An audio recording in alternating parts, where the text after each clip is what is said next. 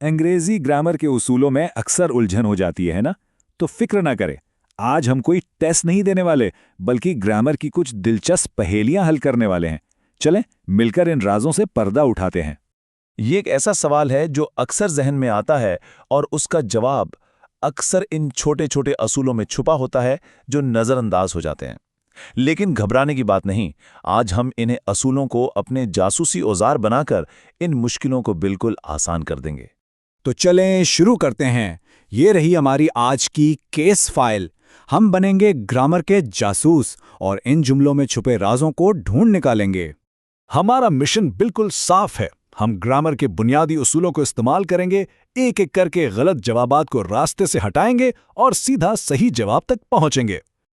तो आइए अपनी पहली पहेली से शुरुआत करते हैं। ये केस सब्जेक्ट वर्ब एग्रीमेंट के बारे में है, मतलब फाइल और फेल का आपस में ताल्लुक कैसा होना चाहिए।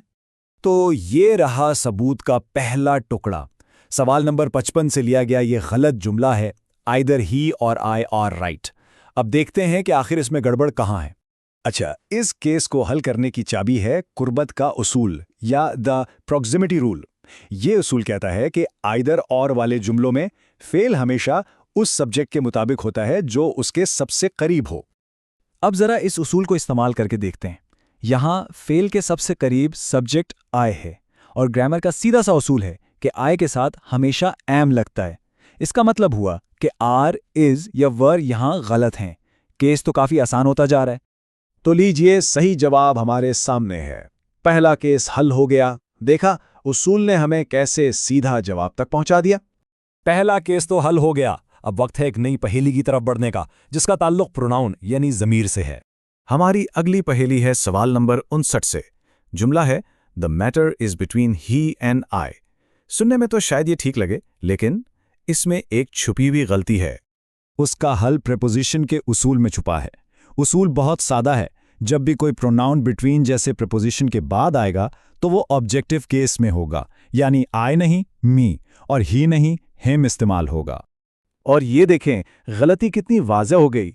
ही और आई सब्जेक्टिव प्रोनाउन हैं जो आमतौर पर जुमले के शुरू में आते हैं। प्रेपोजिशन बिटवीन के बाद हमें ऑब्जेक्टिव प्रोनाउन हिम और मी की ज़रूरत है। और ये रहा इस पहेली का बिल्कुल दुरुस्त हल। सही जुमला है the matter is between him and me. तो लीजिए, एक और केस कामयाबी से हल हो गया। चलें, अब हमारी आखिरी केस स्टडी की तरफ चलते हैं, जो सवाल नंबर 56 से है। इसमें फेल के ज़माने यानी टेंस पर तवज्जो देनी है। जुमला है he is suffering from fever for 10 days. यहाँ सबसे बड़ा इशारा या क्लू है फॉर 10 डेज। ये अल्फाज हमें बता रहे हैं कि ये अमल माजी में शुरू हुआ था और अभी भी चल रहा है। ऐसे कामों के लिए ग्रामर में एक खास टेंस इस्तेमाल होता है, प्रेजेंट परफेक्ट कंटिन्यूअस। यहाँ हम साफ देख सकते हैं, इस सफरिंग सिर्फ मौजूदा लम्हे की बात करता है, जबकि हैज़ बीन सफरिंग इस पूरे 10 दिन के अरसे को कवर करता है। इसलिए इस सफरिंग यहाँ ठीक नहीं बैठता। तो दुरुस्त जवाब सामने है, he has been suffering from fever for 10 days. देखा, इस उसूल की समझ ने इस केस को भी कितनी आसानी से हल कर दिया। तो आज हमने कौन कौन से जासूसी औजार इस्तेमाल किए? आइए एक जल्दी से नज़र डालते हैं उन अहम उसूलों पर जो हमने सीखे हैं। तो आज हमने ये 3 अहम औजार इस्तेमाल किए। पहला, कुर्बत का उसूल जो आइदर और के साथ काम करता है। दूसरा, प्रेपोजिशन का उसूल जो बिटवीन हिम एंड मी जैसी सूरत हाल को ठीक करता है। और तीसरा, जारी अमल का उसूल जो हमें बताता है कि कोई काम कब से हो रहा है। और ये याद रखना बहुत ज़रूरी है कि ये असूल सिर्फ इम्तिहान पास करने के लिए नहीं है। ये दरअसल बेहतर और साफ तरीके से बात करने के लिए बहुत कारआमद औजार हैं जो हमारी रोज़मर्रा की ज़िंदगी में काम आते हैं। तो अब जाते जाते एक सवाल, ग्रामर का कौन सा उसूल है जो सबको सबसे ज़्यादा उलझाता है?